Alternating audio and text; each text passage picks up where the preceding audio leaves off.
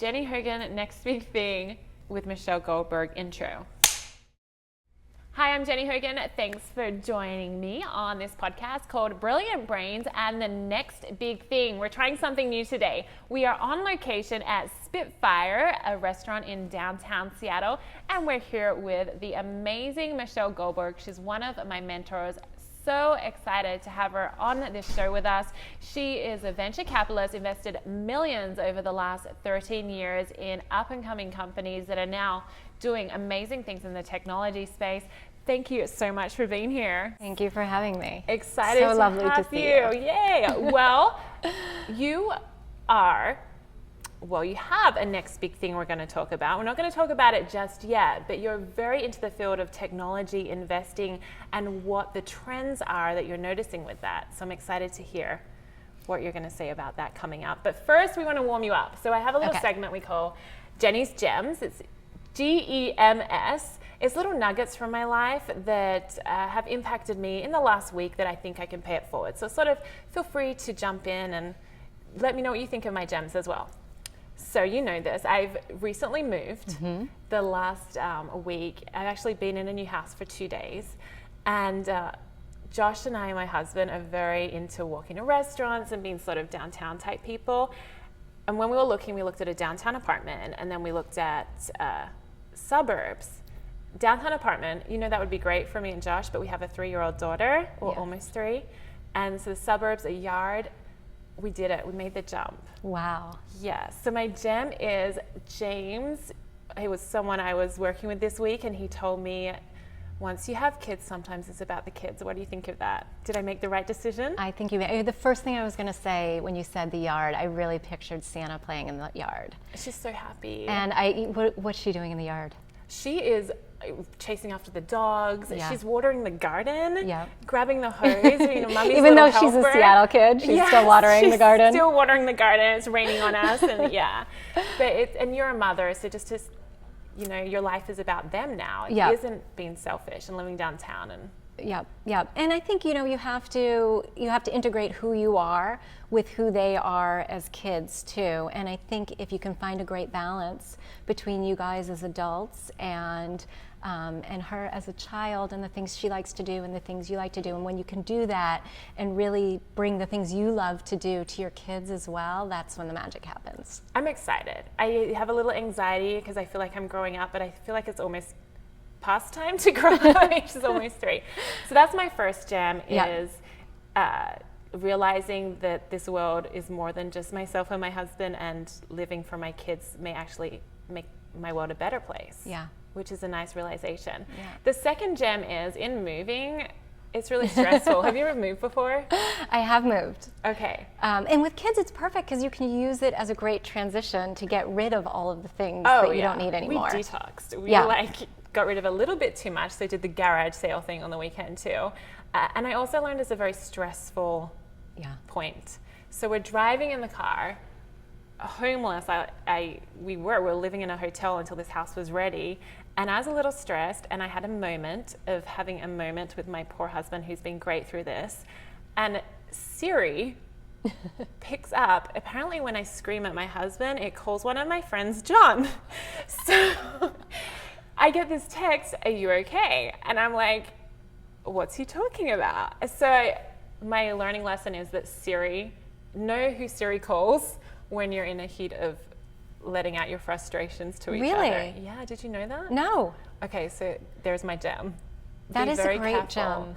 So go and scream or something, or pretend and see who your phone calls. I had no idea, but it called him twice during this moment. And he was very polite. He's texted back and said I didn't leave a message, but I really think I did, and he just doesn't want to tell me.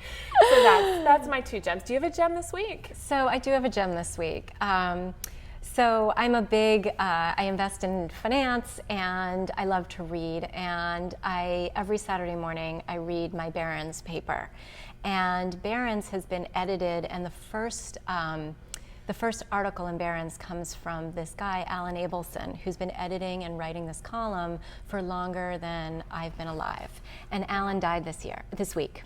Oh, really? Yes. So sad. So it was really sad, and it was, every Saturday morning I grab my tea, and it's almost like having this great professor come for coffee, because he was not only a really keen financial brain, but he wrote this article almost like poetry.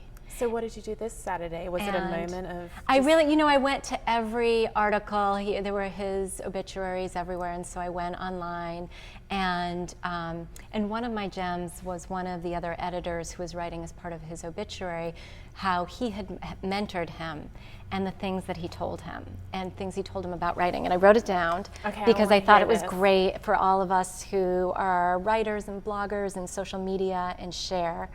And his advice when this guy was just getting started was, write in your own voice, don't be afraid to be wrong, and keep your readers surprised. I love that. Can you read that one more time? Yep, as I close it. Write in your own voice. Write in your own voice. Don't be afraid to be wrong. I love that. And keep your readers surprised.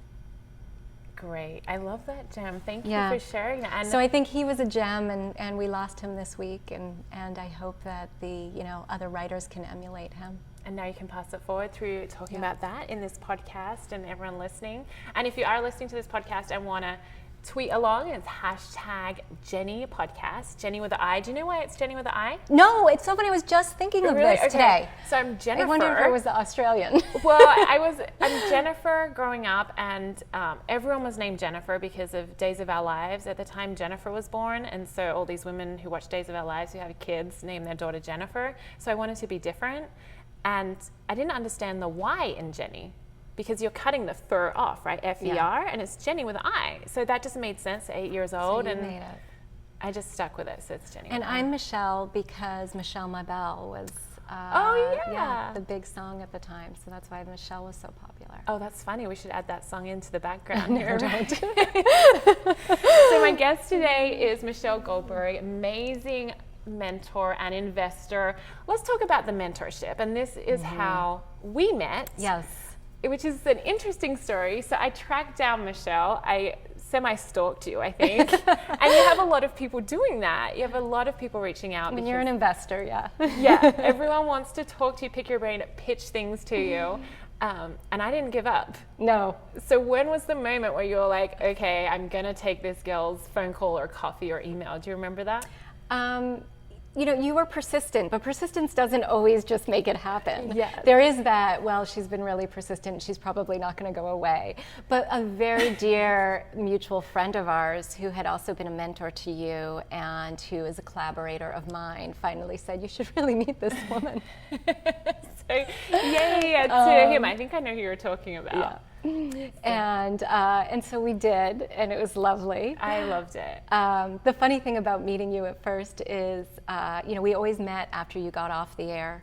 Yes. And you come in, and you've been through hair and makeup. Yeah. And you're beautiful and tall, and I was just at that.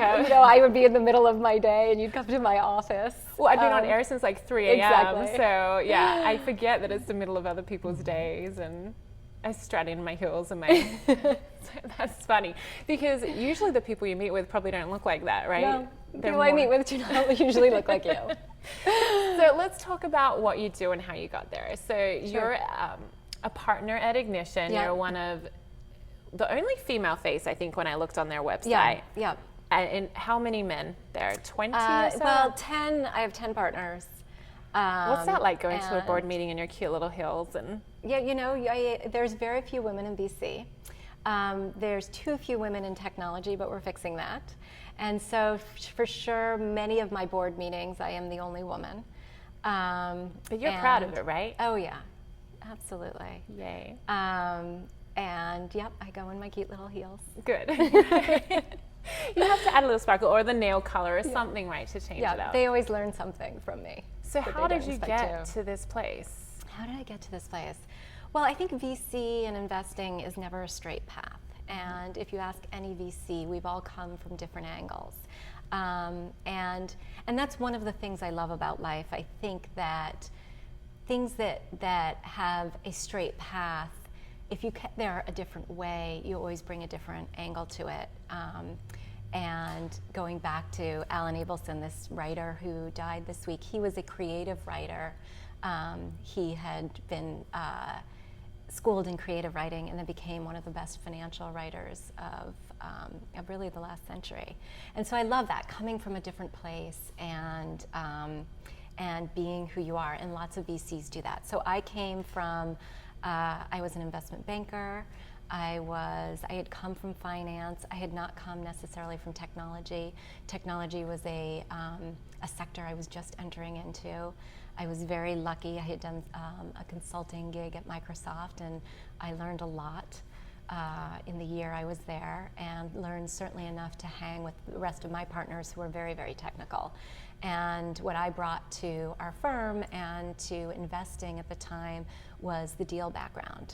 And having been an investment banker and M&A and really So when you say deal background, is that closing the deal? So it's everything. It's opening, structuring, and closing the deal. Got it. And one of the things I love about VC is when you do that, once you close the deal, you sit on the same side of the table with the entrepreneur for the next 3, 5, 10 years.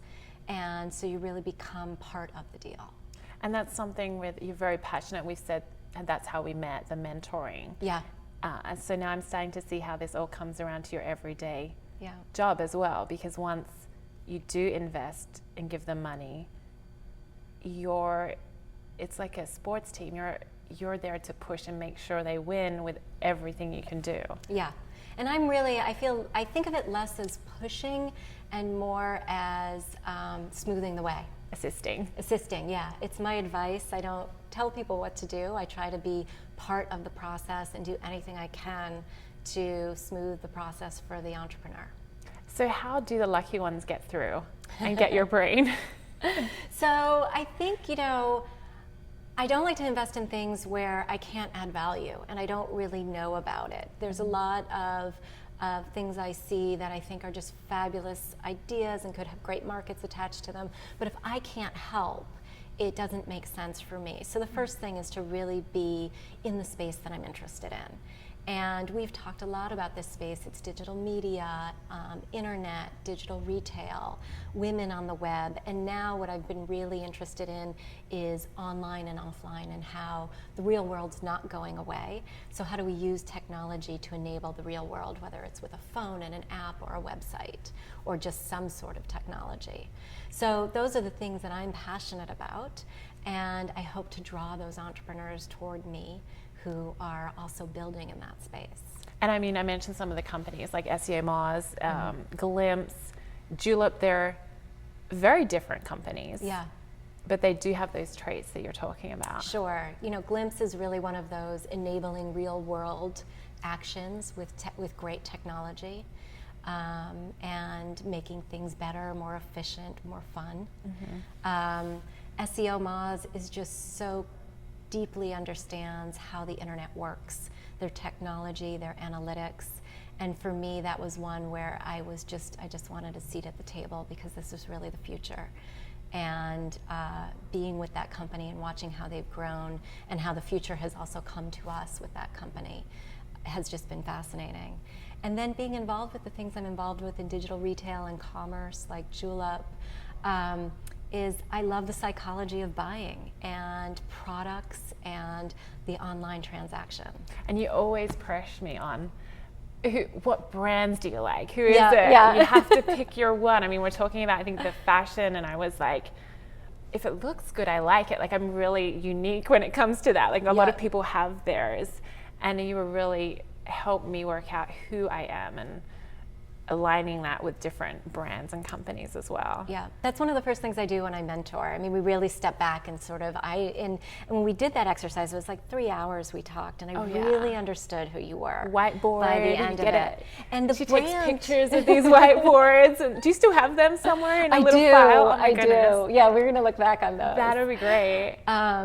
But I think in our culture, brands is just something that people so resonates with who we are and how we interact. And it doesn't shape all of who we are, but it definitely gives some guideposts. Oh, you were like counseling me through it. Like when I said someone, you're like, okay, that's where your head is, and then you'd start writing stuff up, so you can really And I think identify. the brands are emotive, and what we were trying to get to was the emotion of who you were and who you are as a brand too, Jenni Hogan Media, right? So let's talk about the next big thing, since we're going into this VC and you're talking about the technology. And I'm really interested because you get all these people coming to pitch to you and tell you their ideas. You're on the forefront of things before we as consumers even are anywhere near seeing them as products or in our houses. Yeah. So what is the next big thing in this space, you think? So I think the next big thing for me is looking at digital retail, which I love, and just how I've been talking about offline and online and enabling the real world, because thankfully the real world isn't going away. We aren't all going to play video games for 23 of our 24 hours online all the time. Did you hear that study? We're online 23. Okay, when do we sleep? But it's true, I have the phone by me. Yeah. And then I was starting to think, when is the hour that I don't have the phone by me? And I guess it's when you shower. Yeah. When do you not have the phone by you?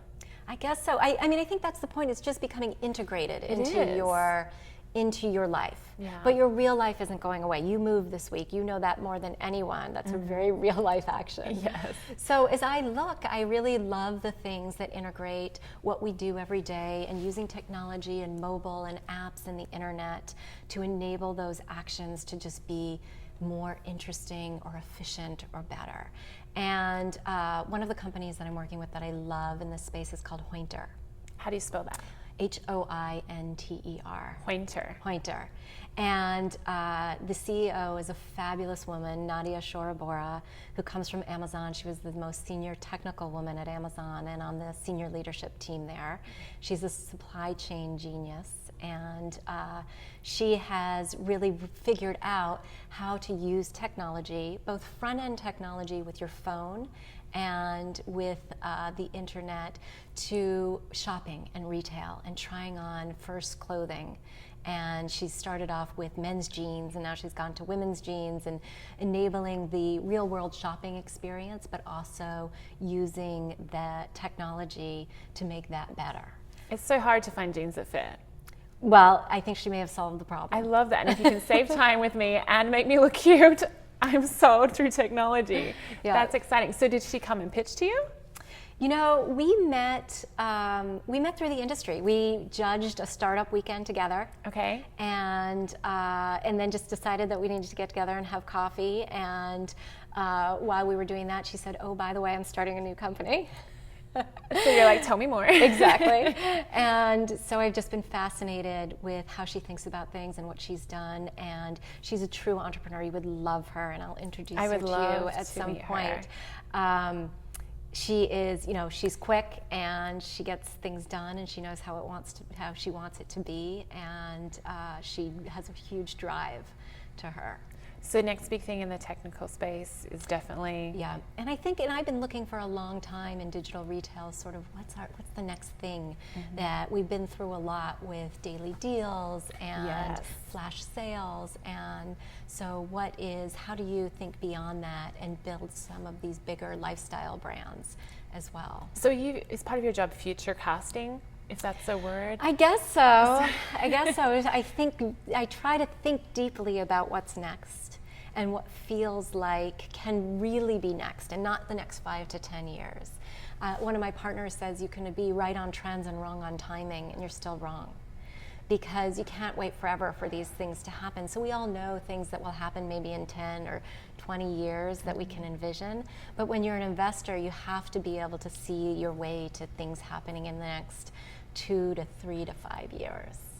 Is it hard not to just throw money at everyone that walks in the door? Like, you see their passion and... Yeah, you certainly you want people to keep going and to follow their passions. One of the things that I love and I can do is use my network to try to create, if I'm not the right person Yes. and the right investor or the right person sort of for the next step on their journey, if they need a co-founder or they need something before they get to investment, then I really try to make those connections. Great. My question that I want to ask is nothing really to do with the topic we're on except that name. Have you heard of a bunch of different names of startups? I mean, how did they come up with, it was Pointer? Yes. Okay. So I think what Pointer was is a little bit of hunter and the hunt for when you're shopping. So sort of changing a word that's already there. Maybe. I mean, at this point, Everything's gone. Everything's gone. All the URLs are gone, right? Yes. And so we have new top-level domains, and so maybe that will bring in some. And it's really funny when a company does walk in the door and they tell me their name, and it's actually a real name. I'm like, wow, that's a real word. Like, I'm always impressed by that. Do you care about the name, or is that something that could change? I think, names can change, and also, I have another partner that says, names are a vessel, and it's what you fill them with. So I always think of Orbitz, the online travel. Like, that's not an obvious name for online travel, but they've really filled it with their Making brand. it a brand. I mean, Google, what was that word? Exactly. Yeah. So names are what you make of them, and again, it's all back to how you weave it into the brand and build that emotion around what you're doing. Do you realize people are nervous when they come to you? I'm asking you the questions I've wanted to ask you. People are nervous when they come to you? We're like the same team now. We can flip it back. You're not nervous today. You're doing great. We're just chatting. Right? Just a microphone or two. I was really nervous when I came to meet with you. Did you know that? No. Oh, wow. Okay. No, I don't. I actually don't think about that. But I don't think I pitched you, though. We were the mentor relationship, right? I think you were in transition. Yeah. Which actually appealed to me. Which is good, because I wasn't coming to get some of that money as coming for your brain. Yeah. Love it. Now I'm sharing it with the world. Let's talk about that brain and your family time. I mean, I don't sleep. I have things going on all the time. What's it like for you? Can you switch off?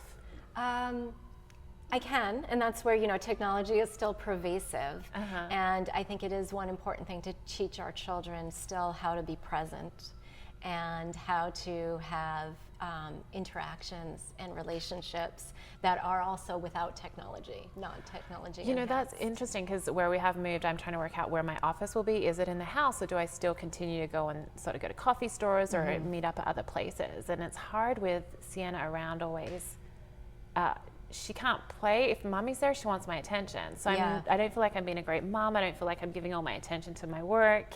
Yeah. And so I'm really trying to work out that balance. It can be confusing for kids. Yeah. But I do think it's the work of the future too, right? Yes. More and more people are going to have multi things that they do during the day, and whether it's family or friends, and that's all going to be weaved into their work as well. Well, and my car's my office, I'm noticing. I get a lot done. So if there's technology that can help me add to my life while I'm going from point A to point B, I like that technology. Yeah, I think so. So speaking of the next big thing, let's move on to your next big thing. Yep. And congratulations. Thank you. So let's talk a little bit about the Aspen Institute and the honor of being, you were just... I've become a Crown Fellow of the Aspen Institute. And this is a big deal. For everyone listening, I didn't know what the Aspen Institute was. Talk to me about what that means. So, it's funny because I think in some ways it will mean a lot of what I make of it. But the Aspen Institute is an institution that is really thinking through the big questions globally in our world, and thinking a lot about leadership. And so how do you answer some of these big questions? How do you enable others to do so? This program does a lot of what I do as an investor and as an early stage investor. They're also investing in people and ideas and dialogue. So how many fellowships are there? So every year they bring a class together of about 20 people. 20 people worldwide? Yes. And actually they're doing, this one is based in the US, and they've just started a China one, and they do others around the world. Can you talk about some of your classmates?